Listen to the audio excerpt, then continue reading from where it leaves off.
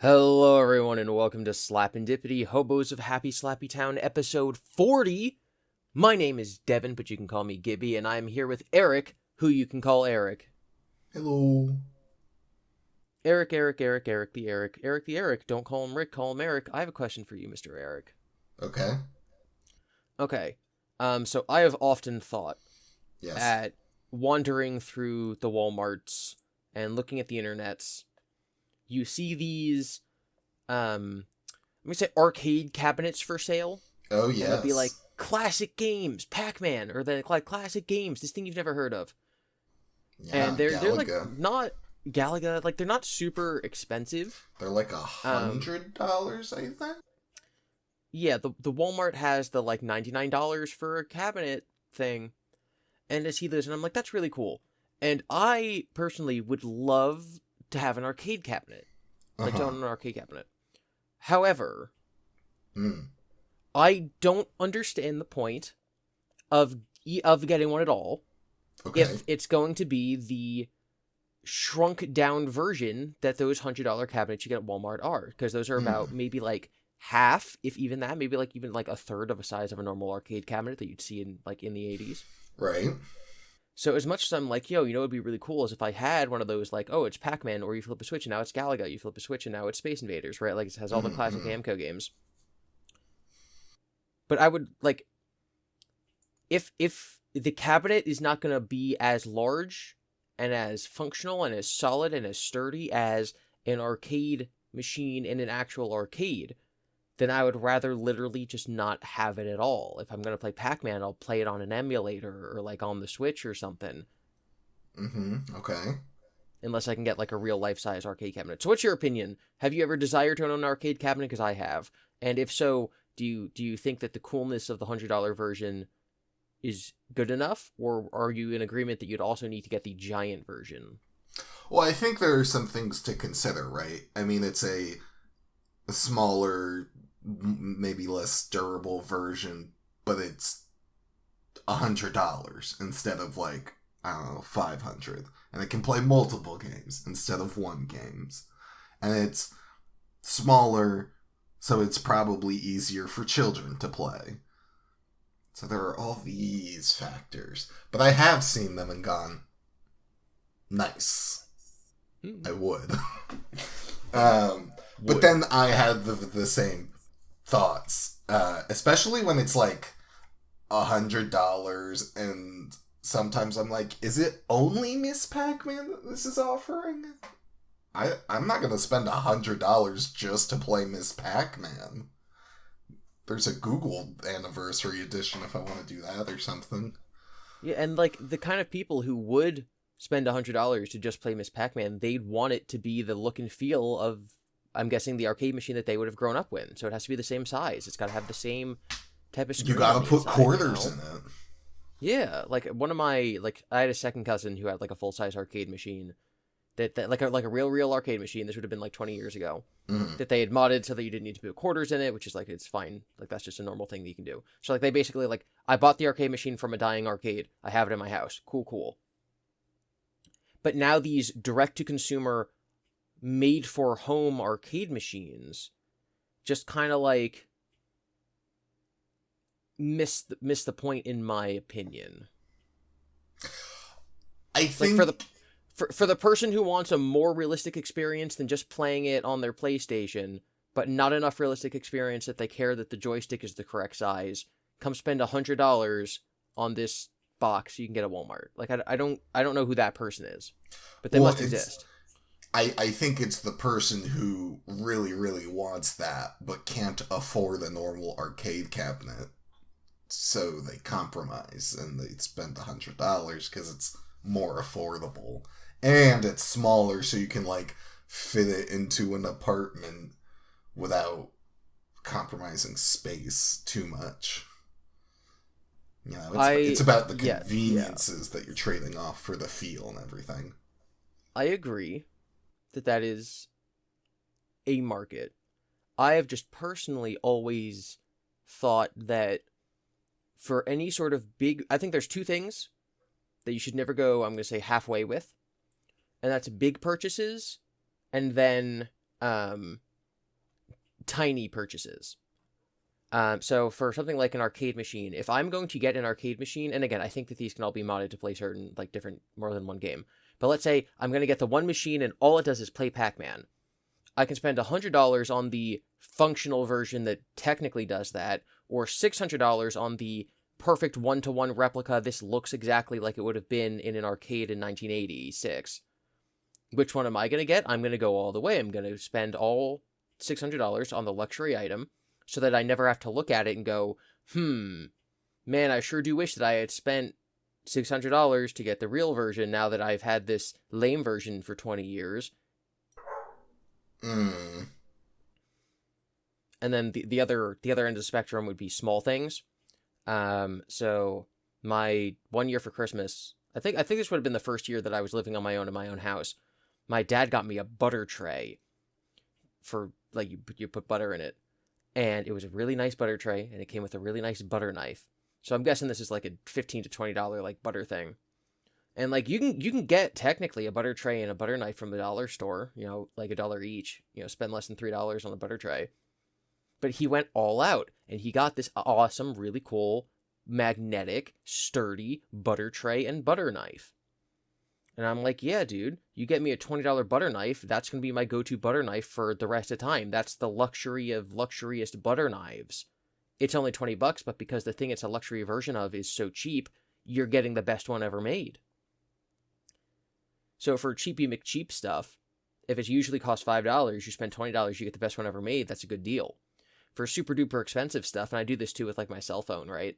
If I'm like, well, I could spend $1,000 on a phone, or I could spend $1,500 on the same phone, but I never have to worry about having to delete my pictures because I'm running out of storage space, or the battery's bigger so I only have to charge it half as often. When I was buying my smartwatch, I literally was like, well, this watch has to be charged every 18 hours, this watch has to be charged every 36 hours. So if I'm going to wear this watch every day for the rest of my life, if I spend just $200 more, I'll only have to charge it every 3 days instead of every single night of my life. And so that was worth the money difference. Yeah, okay.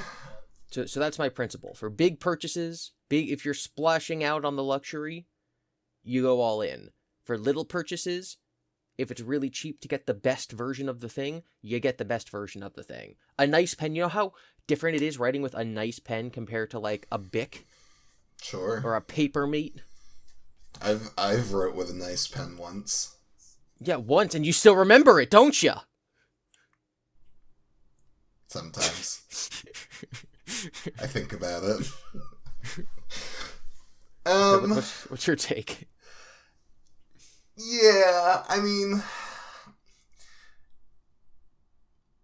part of me, like, with I think I agree with, like, the big purchases overall, with the exception of technology things dependent on the technology.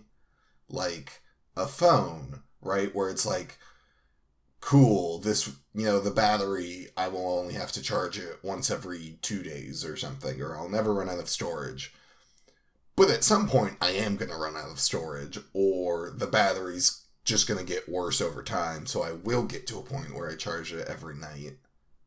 So, those are not as big of factors for me, and I don't really wear smartwatches. I imagine it's a similar thing of, like, after a year or two, the battery starts to go, and you have to charge it every night. So, but, yeah, if you're going to buy a thing, I think overall, if you can afford to save up or whatever and get like the extra best durable or safest or whatever quality you're looking for, I would agree. I think for cheap items, I'm like, I don't know. A butter tray is wild to me. But I'm excited about it so many years later. I suppose that's true. So, like, when I imagine saving up for something, I always imagine it like you're the little kid saving up his allowance money in a piggy bank. Mm-hmm. Obviously, I think as adults, we're both aware that, like, no, it's more like you see something on Amazon, you either check your bank account to see if you can afford it, or you just cross your fingers and then buy it. Or a sale. Sorry, I shouldn't have said Amazon. I know you don't like Amazon. You see something that you desire, and you kind of buy it, and then the pain comes later when you're like, oh man, I wish I still had that money in my account. But for me, it's like, if you're, again, going back to the childhood image of saving up in the piggy bank. Yeah. If I'm saving up in the piggy bank for the arcade machine, and I hit the $100 mark, and I'm like, I could have it now. Or I could just do what I just did again and get the $200 version, which is even better. Right. I was always the, ooh, hey, I went over the big hump. All I need to do is do that again, right? When you're in gym class and you're running laps, okay, the worst place to be is when you're 45% of the way through the exercise. Because you're like, I have to do what I just did again, and then another 10%, I want to die. The best place to be is like 55 to 60%.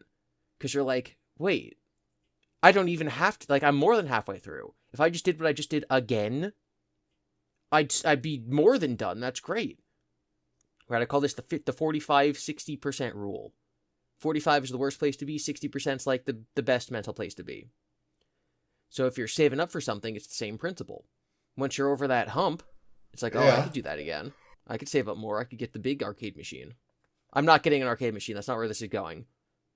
It just triggered my thinkings. Lol. Yeah.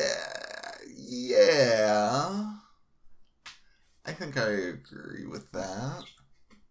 There's also, not a ton of purchases that are super big for me where I'm in this, right? You're like, of this luxury item that you want. I kind of just go for deals. Well, yeah, obviously you should buy stuff when it's on sale, but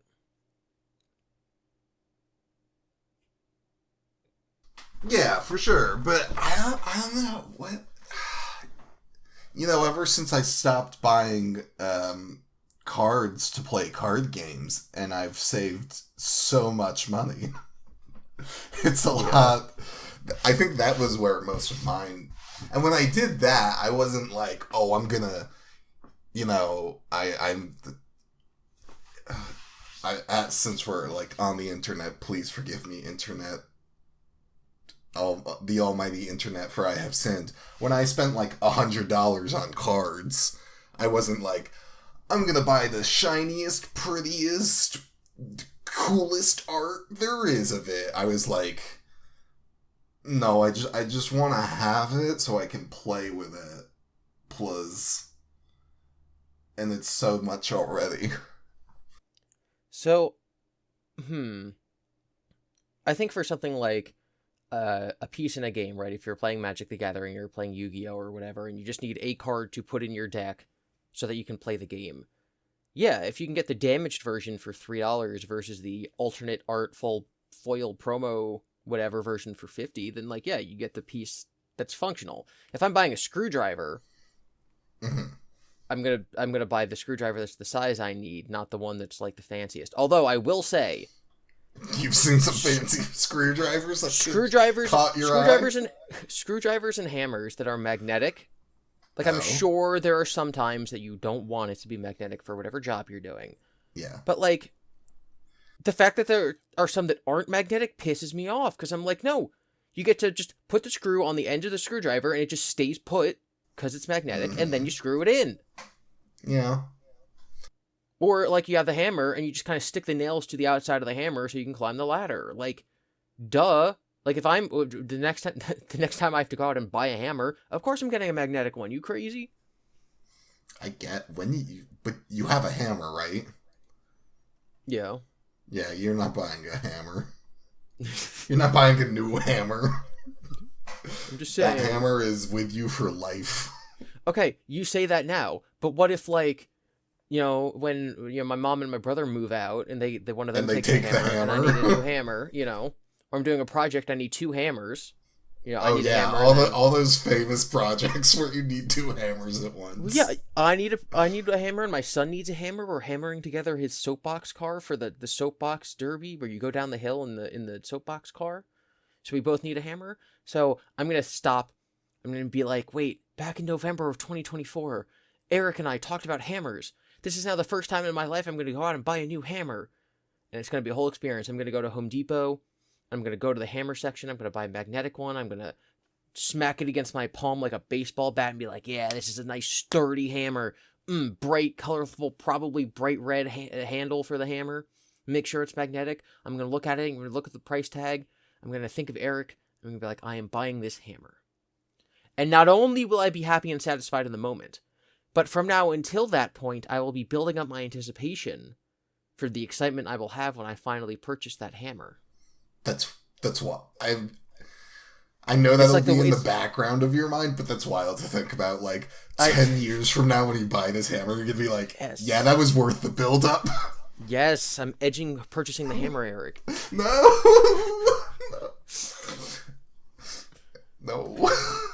You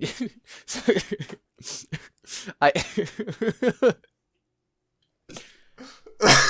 don't, for the people at home, I don't typically like make comments and jokes like that, but it just really pisses off Eric. And so that's why I've done it the last 2 episodes. What was it? The last one was Christmas. Yeah. Yeah. Yeah. Because he has such a big reaction. Because it's so, it's only sexual, but it like broke out of containment, and now it's not a sexual only thing. It's like so crass that, like, I mean, you hate puns too, but it's like groan-worthy how inappropriate of a thing it is to compare to purchasing a hammer. Yeah. But then that's also what makes it funny. Yeah. In my opinion. It's much funnier now that I've explained the joke. Yes, good job. Yeah. It's wild you think hammers are red and not yellow and black, though. Oh no, hammers are red and dark gray. Hammers are yellow maybe even and black. light gray. Red hammers. Nah. Oh, huh. I don't want a red hammer. Are you kidding? When I think yellow and black, I think like DeWalt, like the company, like a branded hammer. But when I think like a hammer, I'm thinking like firefighter bright red handle with a light gray background. No. On an axe, the metal part is red and the handle is wood. They don't use wooden axes in firefighter. The metal part is still metal colored, but the handle is red. Nah. Maybe. I've not really seen a fireman's axe. Did we have a conversation? Well, yeah, and then like classic, the reason I said like, oh, the handle would be wooden is because classically, obviously, 100 years ago they would be. Did we have a conversation about the archetypal animal? I don't. Did I ask you? I'm like, when you think animal, what do you think of? I think we had that conversation. Oh yes, we did. Yeah. Yeah. What was my? I think answer? It was your answer. Yeah. Rhino. That's right. It was rhino. And what was your answer? I think it was deer.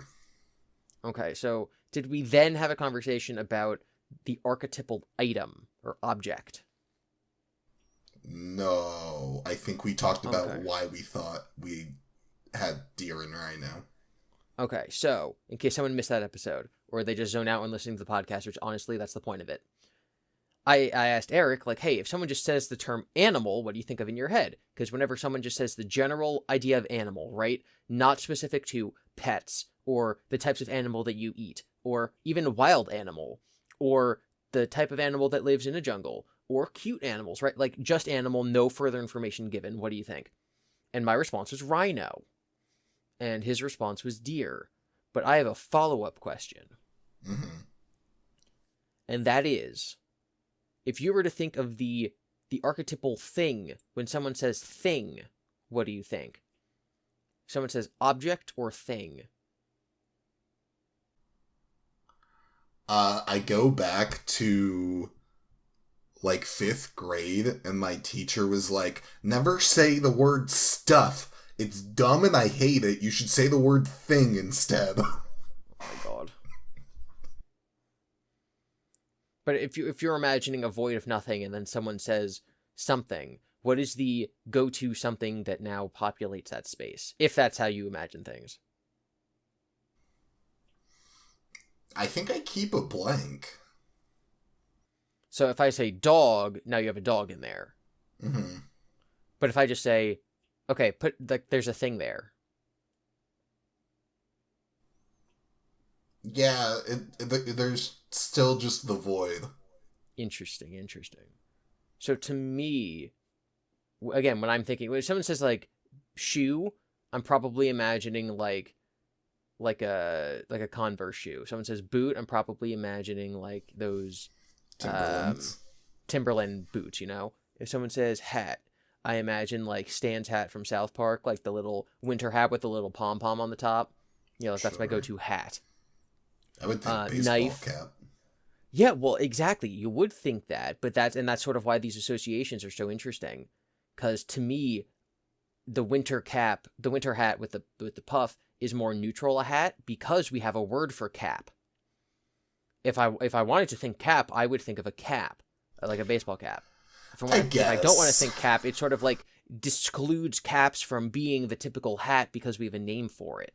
But anyone who uses the word cap to describe a baseball hat is baseball cap. Highly specific with their languages. Baseball hats are hats. They're not caps. I mean, they are caps. No. But like, who says cap? I can think of at least 2 country songs that use the term baseball cap, so. They were probably made by nobodies who don't know anything about country. Yeah. I don't know. I wonder, okay, do you think that saying cap or hat is different based on location, like the difference between soda and pop, soda and pop, Coke and whatever? Yeah. You know, like cap versus hat. I could see it. I obviously don't know for certain, but I could see a bunch of Southerners being like, "This is my cap," and it's normal hat. So there's a I don't know. I don't know exactly where I was going with these examples, but when if you were to ask me like think of a box, I'm like, okay, I'm thinking of like just the picture of a box that would be on a box to show you how to fold it, right? Or okay. my go-to book is probably like a really thick, like something that looks like Harry Potter and the Goblet of Fire. Like it's thick, but it's novel-sized, right? I don't think of like the Bible, but I also don't think of like a history textbook or a magazine. It's like book-sized, but thick. Oh, I think of a leather-bound. Like a tome, like a 1800s book. Yeah. No, I definitely think of like post-mass production of books for fun novels book. So anyway, and so like literally, Eric, I could probably sit for like 10 hours with someone and have a conversation and be like, if I say seal, what do you think? I just get a picture of a seal pup looking up that's at interesting. you. Interesting, because I thought more of like a wax seal being stamped by something onto a letter. Interesting.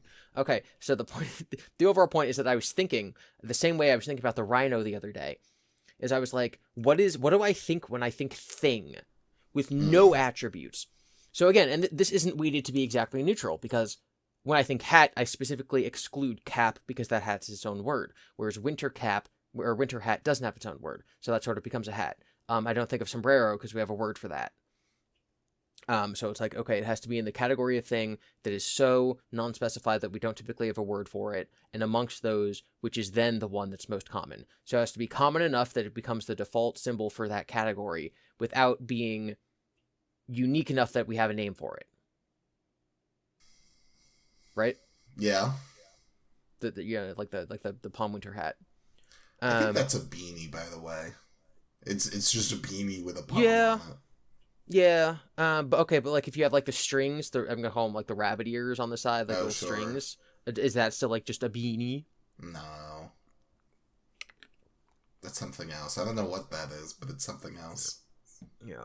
So probably. I'm thinking like because I spent a lot of time thinking about how like language impacts the way that we think, and how obviously the way that we think and the way that we imagine things impacts like worldviews and how we interact with other people, which then like basically all this stuff like.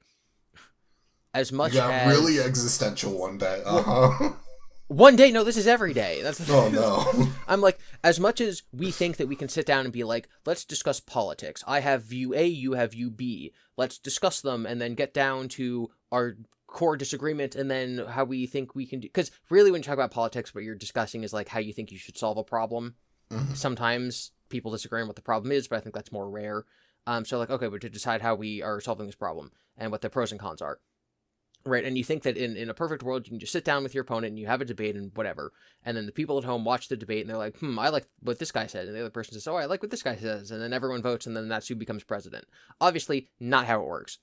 And I think a lot of it goes down to that a lot of us aren't even conceptualizing the world and other people and ourselves the same way. And I don't even mean in broad strokes of like being conservative or being progressive. I mean in even broader, more abstract strokes of like when you imagine a void of nothingness and someone says thing, what is your default thing? And some people will be like, my default thing is a person because I view people as the main reason for existence. And someone else will be like, I view my default thing as my smartphone because when I think of thing that I interact with throughout the day, I think of, functionally the thing I'm touching the most, which is my phone, which gives insight into the fact that when I think of things, I think of them in terms of, myself and how I use them to then interact with the outside world. And then some people will be like, what do you mean imagine a void and then put a thing in it? I can't imagine anything at all. Mm-hmm. And so when you have things as simple as like trying to get down to the base code of how you think, and people are thinking differently, how are you then supposed to have those three people sitting in a room and talk about something as abstract as like, okay, so how should we deal with the economy?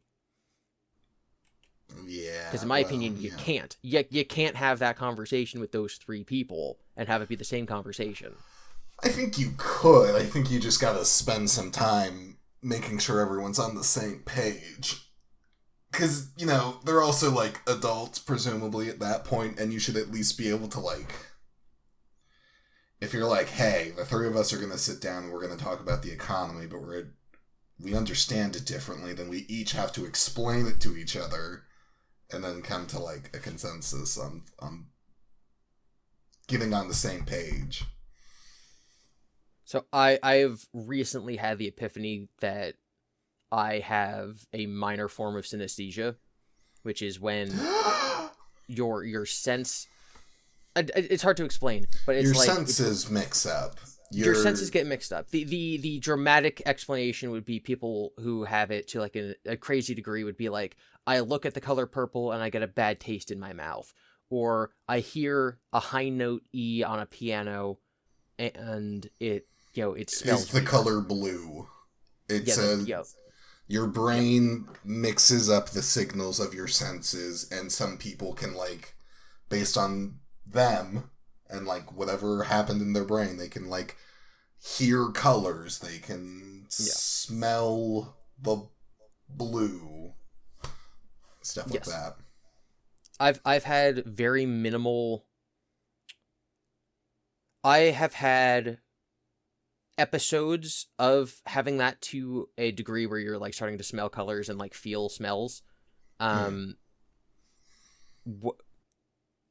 I don't want to be like when I'm on drugs, because that's not what it is, but it also like is what it is. When I'm on medication, not recreational drugs, I'm not taking drugs and getting high. It's depending on the medication I'm on has caused me some synesthesic episodes.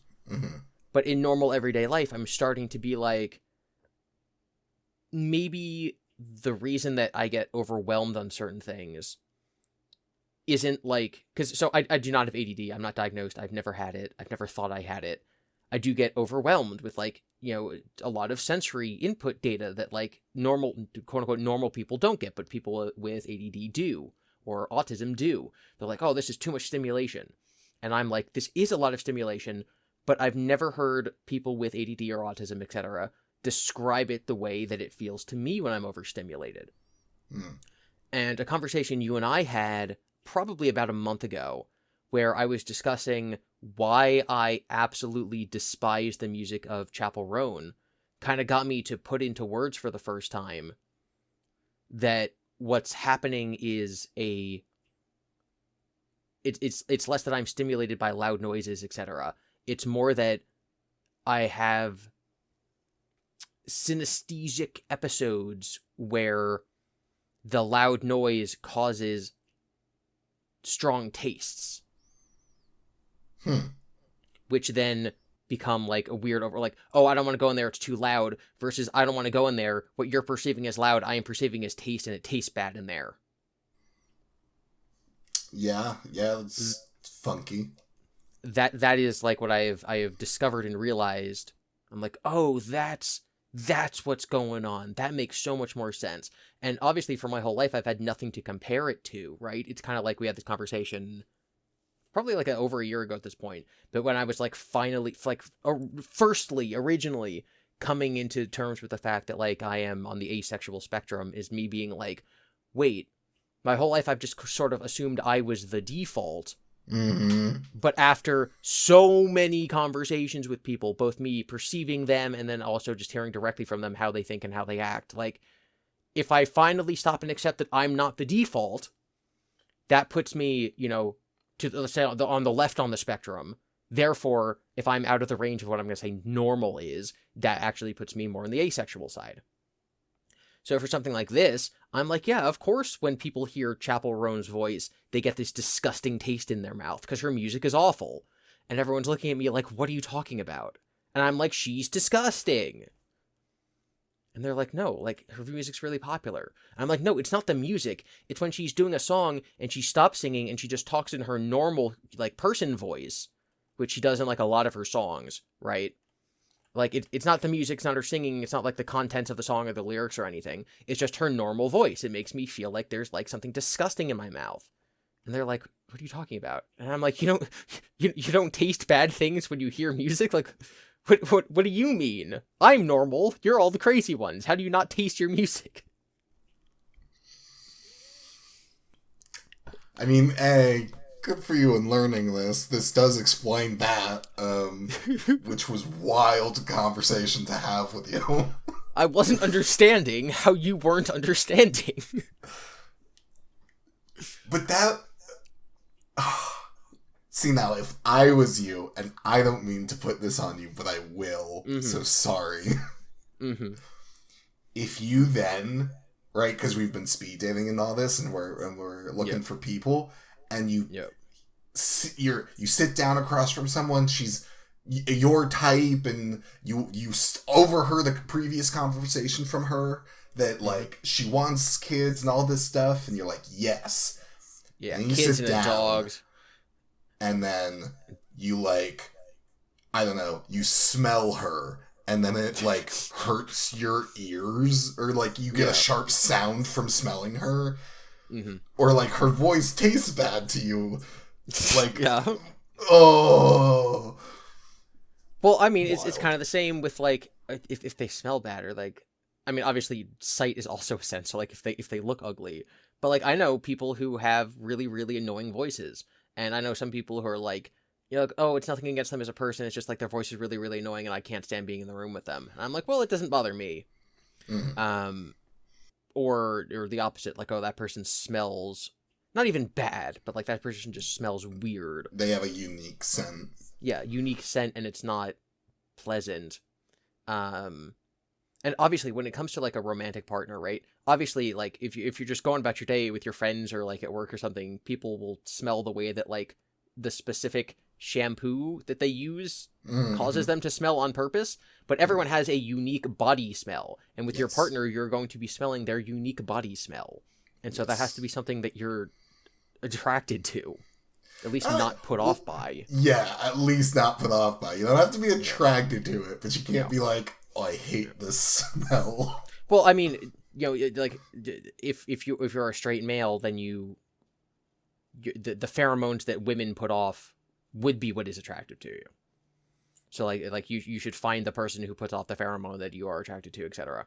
But yeah, so if the same way that I think if you want to date someone but they have the most annoying voice ever, right? Like, what if they talk like a Jersey girl and their voice is like this, and they always have their inflections at the end of their sentences, and it goes really high up, and it's really nasally. Like, could you ever date someone who talks like this, Eric?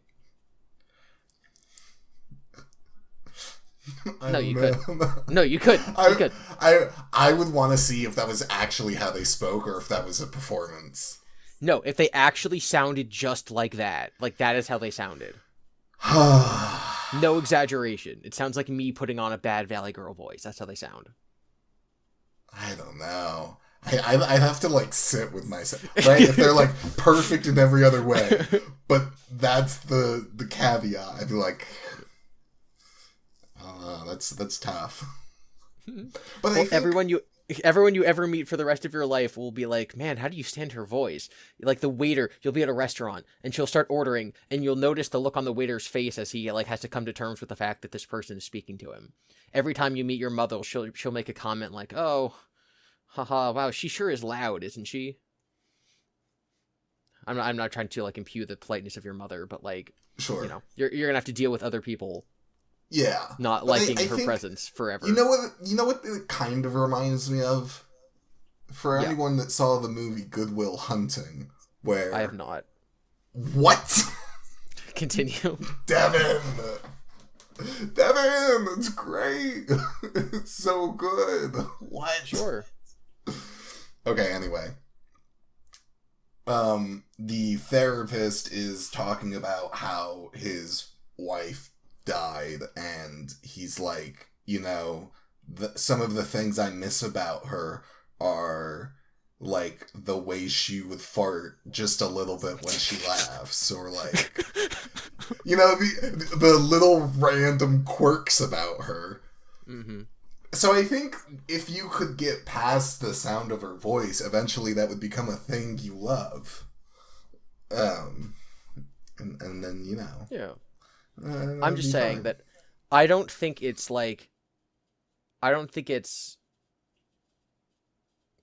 shallow or picky for me to say that someone's voice has to smell good any more than it is to say that their voice has to sound good. Yeah. Yeah. I think that's fine. I think most people would agree that, like, you know, you in the way that, like, you have to find your partner physically attractive to some extent, mm-hmm. You have to, again, not necessarily like, but you can't be off-put by, like, their smell, their voice, their whatever.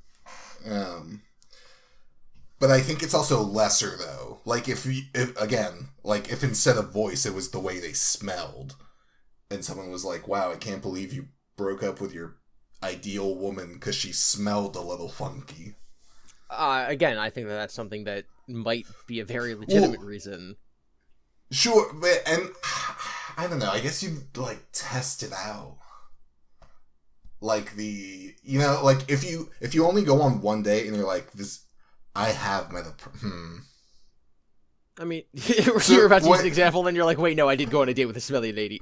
No, so when I used to work at one of my previous jobs, there was someone who, I don't know if he never showered and it was his natural smell, or if he, like, would work in some other, like, maybe he had another job that caused him to smell bad. I don't know what the reason was, but he would come into work, and within a 5-foot radius of him would just be a horrid smell, and everyone would stay away from him because they were like, dude, you reek. Like, we don't want to work near you.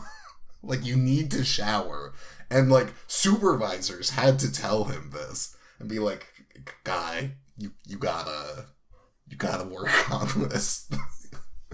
Yeah, so if let's say that you know, let's say that somebody's voice caused you, as someone with synesthesia, to smell them that way, but because like, you know, your synesthesia is unique to you, right? The way that you know, X sound equals X smell is completely unique to you, and like no one else would ever interpret it that way. So to everyone else, everything is totally normal, but to you, that's what their voice smells like.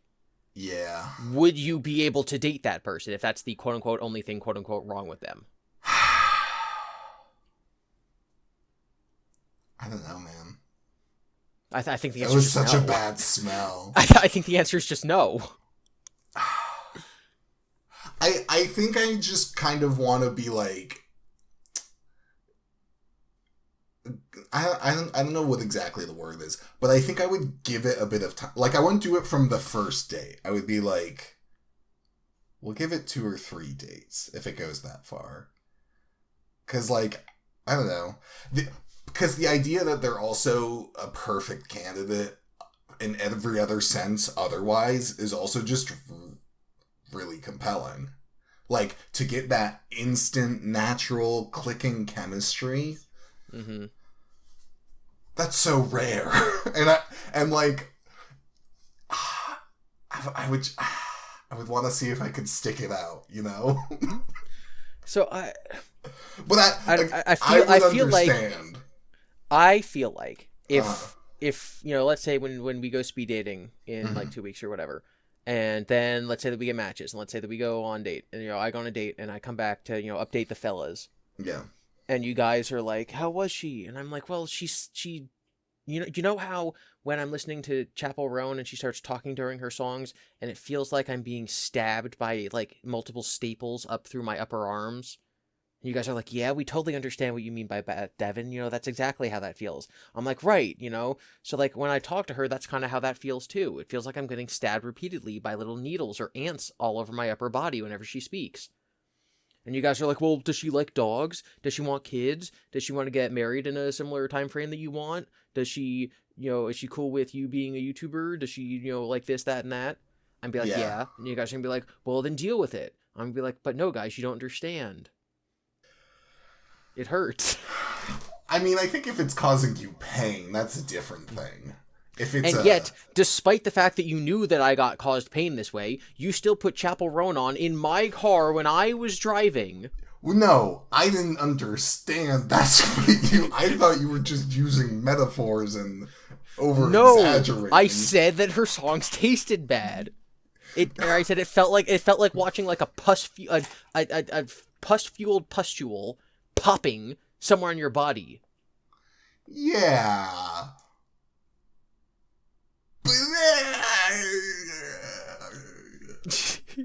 I just, if you would approach me with like, Eric, I've realized I have a bit of synesthesia, and this is how Chappell makes me feel. I'd be like, that's crazy. But when you're just going, doesn't it taste bad? I'm like, because I didn't understand that you didn't understand. Yeah, neither of us understood. So because this conversation that we all had is sort of what made me finally stop and be like, maybe it's not the children who are wrong, maybe it's me. If the fact that I'm like, guys, what are you talking about? Of course it tastes bad. That makes me, because you were predisposed to disliking her, or no? No. So like I'd only ever heard of her because one of our co-workers friends had basically showed me like some of her songs, like, oh hey, this girl's like getting popular, people are liking her, they're comparing her to Taylor Swift. And then he put on like, I think, Red Wine Supernova. I'm like, yeah, that does kind of sound like Taylor Swift. And then he put on a couple of her other songs, and I'm like, oh yeah, it's whatever, it's not really. And that was months ago. That was like, I think before she quote unquote actually got popular. And so then when she was actually getting popular, I'm like, oh, it's that lady that our friend showed me. And now that she's literally everywhere and you can't avoid her, I'm like, just go away. Just go away. Just go away. It's like being an anti-hipster. It's like, I didn't think you were all that impressive before it was cool. That's so crazy. That's how I feel about Taylor Swift. And yet you're like, obviously she's the best artist ever. She is the best artist ever. She's not. No, she's not. But I mean, with Taylor, it's more of like, I was there from day one, so I feel like an ownership. Whoa. Well, it's like a hipster is like, I liked them before they were cool. It's like, I did like them before they were cool. And then a hipster would be like, therefore you're a fake fan. But I'm like, no, come on in, join the party. Or a hipster would be like, I used to like them, but then they got popular. And I'm just like, I liked them before they got popular and I still like them. It's like, it's that attitude of like, it's the opposite of what you'd call a hipster, I guess. I don't know what that is. But yeah, like her existence Chaperone's existence and career is just bugging me because I'm already over it. And it's literally nothing. I know nothing of her as a person. I've heard 2 or 3 of her songs, and it's just like, it's fine, you know? That's so weird. I'm like, wow, you know, I remember first hearing about Ariana Grande like 14 years ago. And I'm like, I have no interest in this person whatsoever. And now it's been 14 years and people are still talking about her, and now she's going to be in like the big Wicked movie. And I'm like, wow, this person who my life would be no different were she to exist or not is just still a constant like person I have to hear about, like the Kardashians, right? It's like, oh, every time I'm reminded that they exist, I'm like, why is this taking up room in my brain? I would literally, it would be a nicer world for me if I'd never heard of them and I never hear of them again. And yet their fame insists on me learning updates about their lives, keeping up with them, keeping up with the Kardashians. How dare celebrities be celebrities, is what I'm hearing. The celebrity isn't asking that every Joe Schmo on the planet, like, learns, oh my god, this person broke up with this person. Oh my god, this new album came out. It is, though. I don't think it is. Which is why I think me and you had the conversation previously where I'm like, when I realized that Ariana Grande, the pop star, and Ariana Grande, the girl from Nickelodeon, were the same person, I kind of had like a what are you talking about moment. Well, yeah, I had that when you were like, yeah, Olivia Rodrigo was a Disney girl, and I was like, what? Yeah, I didn't know that either for a long time. But that was after our time having watched those things. But yeah, I don't know. I'm just like, I'm my quote unquote predisposure to not liking Chaperone is just that I don't like her music, just because I don't like that genre of music. And so I don't really care, but then she's everywhere and being thrown in your face, so like it's annoying. Her genre of music is pop, which is what Taylor Swift is. Yeah, and I hate pop. No, it's not. How dare you? Yes, it is. No, it's not. She has done every genre. No. Yes, Taylor's done every genre, correct. Therefore, she is pop. She has a pop album. Which is her worst. Sounds like a pop artist, then. No, wrong. So, continuing. Yeah, no, like, it's not like, oh man, I hate her music, turn it off, she's the worst. It's like, no, I hate her voice independent of me not caring for her fame. Mm-hmm. Which has also made me re-examine, like, other celebrities that I just, like, get a bad vibe from. I'm like, maybe I hate Glenn Powell for, like, I have no reason to hate him. He seems like a very nice guy. I just cannot stand him. But maybe it's for some, like, ineffable reason about, like, the way that his voice sounds or something. Like, I don't know, dude. I guess. Or the way that his voice smells, I guess. But no, it's been a weird... It's been a weird time. Because I'm always the person where I'm like, I must discover what your default object is whenever I'm talking to someone.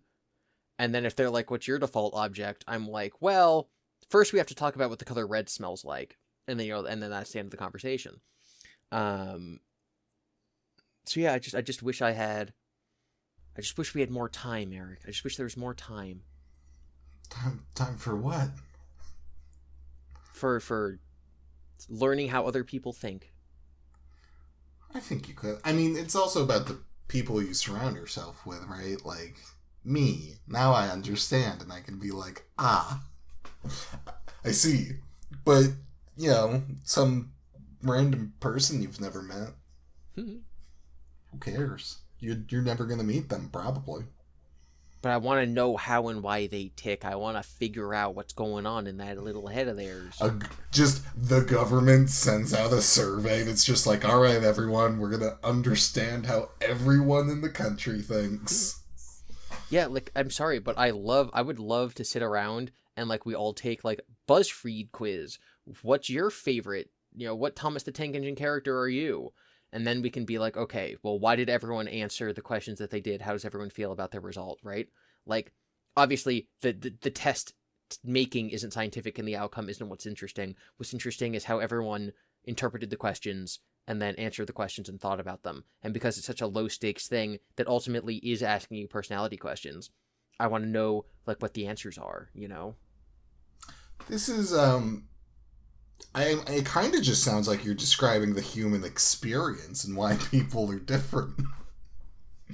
Like, yeah, right? Like, okay, because so when you take a personality quiz and you pick an answer, you're more likely than not picking that answer because of how it relates to your life experience and what that decision or event or whatever you live through, how it impacts you now and how it shaped you as a person. And that's why I midge when I took the Barbie quiz. Was it Mermaid Barbie? Anyway, sorry. I was going to say yes, but no. So I think one of the reasons that this really interests me is because we're sort of hopefully exiting this period of time in which top-down authoritative structure, so you could just say government, or you could say school systems, or you could say X, Y, Z, we're being sort of governed by this philosophy that I think it's called tabula rasa, which means blank slate. Mm-hmm. And the idea is that everyone is born as a blank slate, and it's your experiences that make you what you are. And so if we can grab everyone when they're young, we grab everyone when they're 4 years old and put them in the school system, and then teach them all the same way with the same teachers and the same curriculum, then we can create a system in which they all come out as the best kind of person. And the best kind of person would be the person who's best for the country. So they're going to be fit and healthy, and they want to work, and they want to make money, and they're smart and artistic, and, etc. And so the idea that, like, everyone is a blank slate, and then their experiences mold them. And so as long as we can control those experiences, and we don't introduce them to, why is it so bad that, like, a 5-year-old watches Family Guy? Well, it's bad because that's not made for them. And so what if it molds them into a bad person because they're not ready to understand that, like, what the point of the joke is? They're not ready to understand that it's just cartoonish violence. They're not ready to understand X, Y, and Z. So instead we're going to show them little Einsteins. And so watching little Einsteins is going to make them smarter. And it's this whole attitude that comes out of the idea of, like, oh man, what if we accidentally mess up this blank slate, this piece of clay that we're molding, mm-hmm. by them experiencing something at the wrong time? And I think as time goes on, we have learned that that's just or it is being consistently shown that this assumption we've had for the last, like, 100 years is just wrong.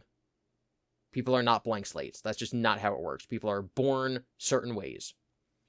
And the way that those certain ways then impact their development, or the people they become, or the people that they are the whole time, etc., is probably more important than the way that they're raised, right? Like, nature overrides nurture. The thing is that, like, we can't control nature, we can only control nurture, and so I still do think that there needs to be a lot of time and money and energy and effort spent in nurturing people. But the whole, like, oh man, I am a teacher and my students are clay and I mold them. Like, the moment you have that outlook, you're doing it wrong. Because in my opinion, my understanding of the sciences is that that's just not how people actually work. Because it doesn't matter if you're grabbing 2 kids when they're 4 years old and throwing them into kindergarten class to start learning at the same time, the same point in their development. If one of them doesn't imagine anything when you ask them what the default thing is, and one of them imagines a tree and one of them imagines a smartphone, then they're not the same person, right? Like, the way you think is more important than what you're taught to think, or how you're taught to think, etc., right? Even when we're like, I remember when we were in elementary school and the teachers are like, there are multiple ways of thinking. There are people who need to listen, they're auditory thinkers or learners, and then there's tactile learners who need to do something, and then there's visual learners. And it's like, that's probably just complete BS that's been taken from the fact that, like you Jimmy Bob out there, you're not a visual learner in that you learn best by seeing something. There are just certain things that would be better explained to you in a visual way. It's not like, oh, I can't ever learn from hearing because I am a visual learner. I don't learn the best tactilely, I learn visually. Like, it's not a Hogwarts house. You're not one of the 3 and then not the other 2. It's just different ways that you can learn. And when you're in a classroom, which is a very unnatural way to learn, sometimes on some random Tuesday, it might be better that you learn something auditorially rather than learning it visually. Like, it's just the idea of us breaking people down into, like, these little weird subcategories and giving them labels based on the extremely unnatural way that we interact and try to teach people is so counterintuitive and I think damaging. The fact that there's, like, adults walking around like, I'm a visual learner. And I'm like, well, why? Because when you were 8, your teacher determined that you did better, like, marginally, you as one of her 30 students did marginally better when there was like chalkboard lessons where you watch them write stuff on the board as opposed to like reading lessons where you had to self-teach yourself, right? Like, it's complete nonsense. It's not real. It doesn't work. It's bunk. It's trash. So I think that because we sort of have the assumption that everyone can be molded and that everyone starts off the same, it leads to an inability of us to tolerate the people who think and learn and behave differently. And that inability to tolerate those people or have a space for them in society and in academia then hurts the overall output of those fields. If the only people who make it through academia are the people who fit the system as opposed to people who the system is built for, which is what it really is, then we're going to only have people who are elites and have doctorates and etc. and scientists who think the same way, which then will sort of invalidate any experiments because they're going to be biased by the people who think the certain way doing those certain experiments. So basically, I think that we should sit down and ask people what their default object item is. And mine is a tree. Trees are already a category of thing. But also there's so much to unpack in like, oh, goodness. I mean, I don't recall my teacher being like, oh, Eric, you are a visual learner. You can only learn from visuals. It might have been like, oh, you're a I'm making up for them, a visual learner. I don't know. Yeah. But it's just like, you, on average, probably learn better visually. But not that you can't learn from auditorily or like shadowing someone or whatever. I was never told that like that's the only way you can learn. Just that like, yeah, on average. The nature versus nurture thing is also interesting and wild. Like, I have heard that metaphor, right? Of like, oh, I'm a kindergarten teacher and I'm shaping the future of our of the next generation and all that stuff. Which, whatever. But like, in the psychology world, and I'm sure even much before that, just we didn't have names for it as much. Like, people have been questioning nature versus nurture for centuries, being like, what is? So I think you're in decent company there. And I think most people would say, like, yeah, it's a mix. And, like, even, like, just the, right, like, schools / authority, being like, oh, if we control what they consume, we'll turn them into the best person that we want, but also that's impossible to do because so much of growing up is also just like who you surround yourself with, who your friends are, who your parents are, how, you know, and the nature side, right, of course, of like how do your default settings interact with the rest of the world, and how common is that, and do you run into conflict from that? Yes. So, which makes me want to say, hopefully no one actually thought they were molding children as a teacher, but I'm sure they did. Oh, I know they do. Like, and like that's their metaphor, right? Like we can look at something as overt and obvious as dyslexia, which we can call a learning disability, right? Where it's like just the way that your eyes work, or the way that your eyes, talk to your brain, the letters on a page kind of jumble together. And well, yeah, that's because you're a person, and like letters are not a natural thing that exists in nature. When your brain and your eyes evolved 500 million years ago, they weren't designed to read 12-point sized font printed on a piece of paper. And so it there's something wrong. Like, being dyslexic is not something that's wrong with you. It's that we humans developed the system of writing for the average person, and the average person can read, without dyslexia. And so that system was created to fit people who aren't dyslexic. There's nothing wrong with you. There is something wrong with that system. Obviously, it works well enough that we can,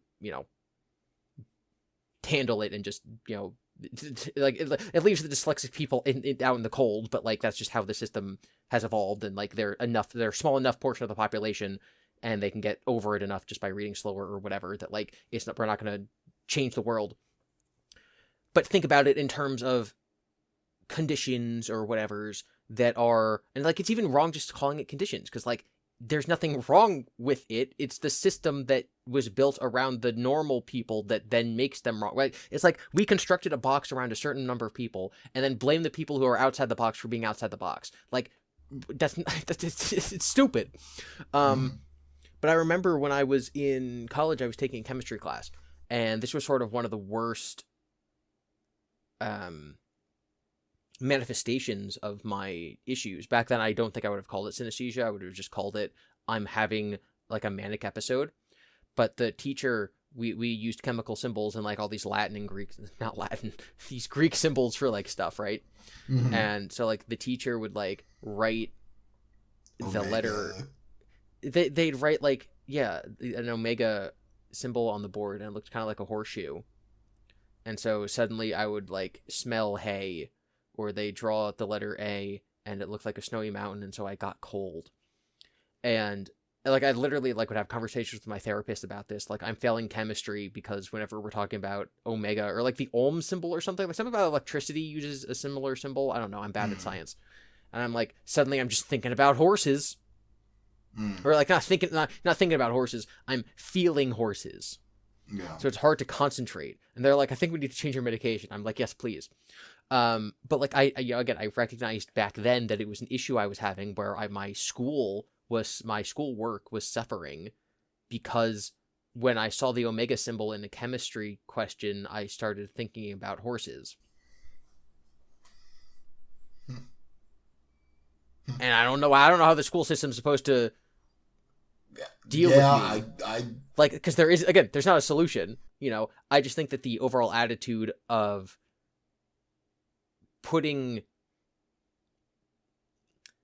I think the only real problem, because I don't have a solution, I just think the problem is assuming that the box that was constructed is something that is there by nature, when in reality we need to all accept that the box was built by people.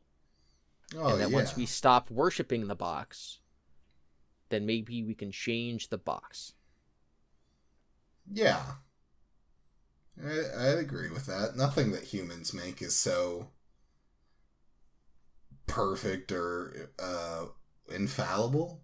I don't know if that's the word I want. But that, like, it can't be altered. People are silly.